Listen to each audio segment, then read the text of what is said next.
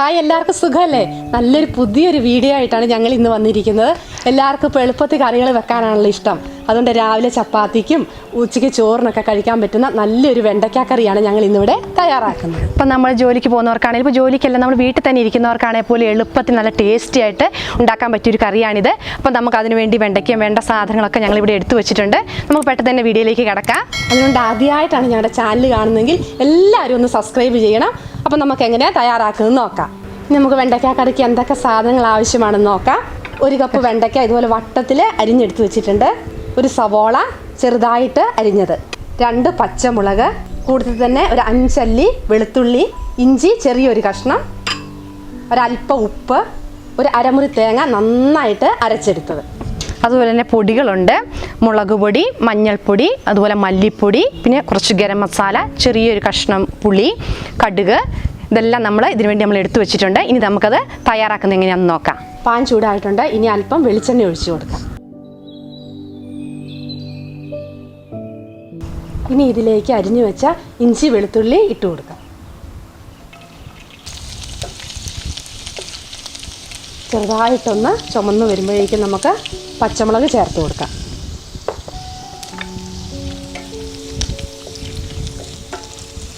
കൂടെ തന്നെ സവാളയും കൂടി ഇട്ട് കൊടുത്ത് ചെറുതായിട്ടൊന്ന് വഴറ്റിയെടുക്കാം.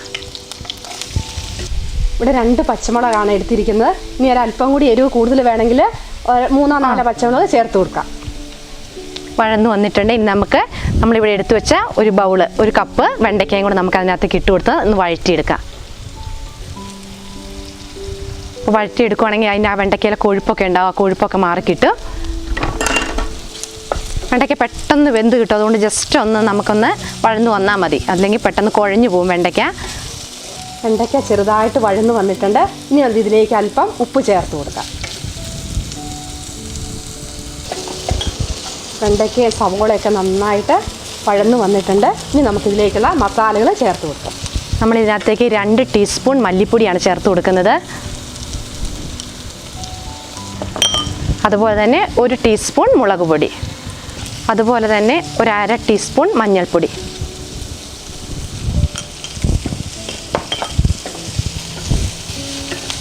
അര ടീസ്പൂൺ ഗരം മസാല. നന്നായിട്ട് ഇളക്കി കൊടുക്കണം. ആ മസാലപ്പൊടികളുടെ എല്ലാം പച്ചമണം മാറുന്നതോടെ വരെ നന്നായിട്ട് നമ്മൾ ഇളക്കി കൊടുക്കണം. ഇനി നമുക്കിതൊന്ന് മാറ്റി നമുക്കൊരു പാൻ വെച്ച് നമ്മൾ അരച്ച് വെച്ച തേങ്ങയൊന്ന് നന്നായിട്ടൊന്ന് ചൂടാക്കിയെടുക്കാം. സാധാരണ തേങ്ങാപ്പാലാണ് എല്ലാവരും ഉപയോഗിക്കാറ്. ഞങ്ങളിവിടെ തേങ്ങ നന്നായിട്ട് അരച്ചിട്ട് ഇതിൻ്റെ വെള്ളം മുഴുവൻ നന്നായിട്ട് പറ്റിയിട്ട് ഒരു ഡ്രൈ ആവണം തേങ്ങ. അപ്പം അന്നേരമാണ് നല്ലൊരു ടേസ്റ്റ് ആ വെണ്ടയ്ക്ക കാച്ചാൻ വേണ്ടി തേങ്ങ നന്നായിട്ട് പറഞ്ഞതുപോലെ. അപ്പം അതിന് നന്നായിട്ട് ഡ്രൈ ആകുമ്പോൾ ഒരു നല്ലൊരു സ്മെല്ല് വരും. അന്നേരം നമുക്ക് ഈ വെണ്ടയ്ക്കയും കൂടെ നമുക്ക് ചേർത്ത് കൊടുക്കാം. അപ്പം അതുപോലെ നന്നായിട്ട് ഇതിനകത്ത് വെള്ളം നമ്മൾ പറ്റിച്ചെടുക്കണം.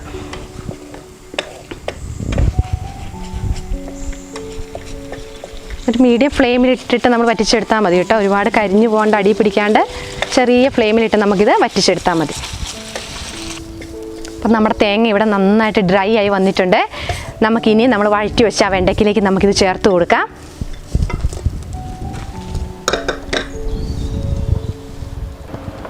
ഇനി ആവശ്യമായ വെള്ളവും കൂടി ഒഴിച്ചു കൊടുക്കാം.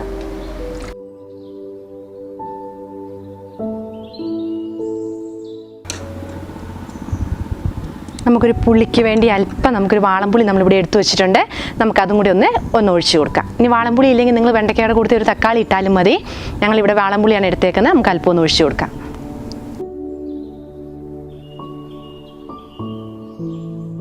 ഈ സമയത്ത് നമുക്ക് ഉപ്പൊക്കെ ഉണ്ടോ എന്ന് നോക്കാം. അല്ലെങ്കിൽ ഒരല്പം ഉപ്പ് കൂടി ചേർത്ത് കൊടുക്കാം. ഇനി നമുക്കൊന്ന് മൂടി വെച്ച് ഒന്ന് തിളപ്പിച്ചെടുക്കാം. കറി തിളച്ച് വന്നിട്ടുണ്ട്. നമുക്കൊന്ന് തുറന്ന് നോക്കാം.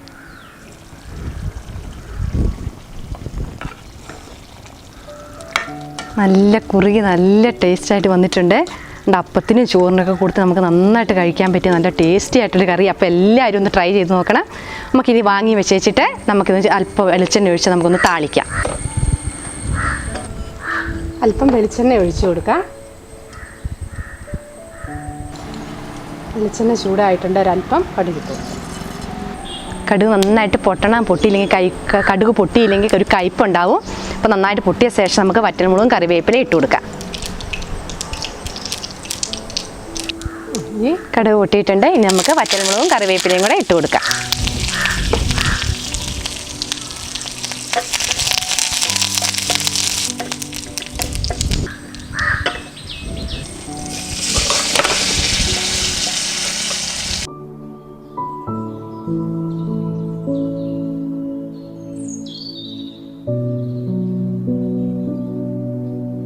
വെണ്ടയ്ക്കാക്കറി ഇവിടെ റെഡി ആയിട്ടുണ്ട്.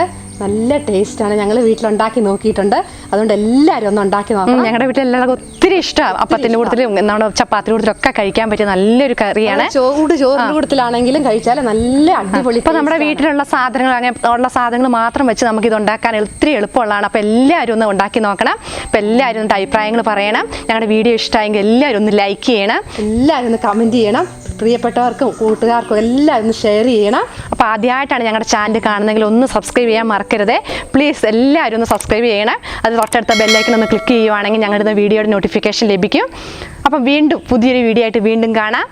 ബൈ.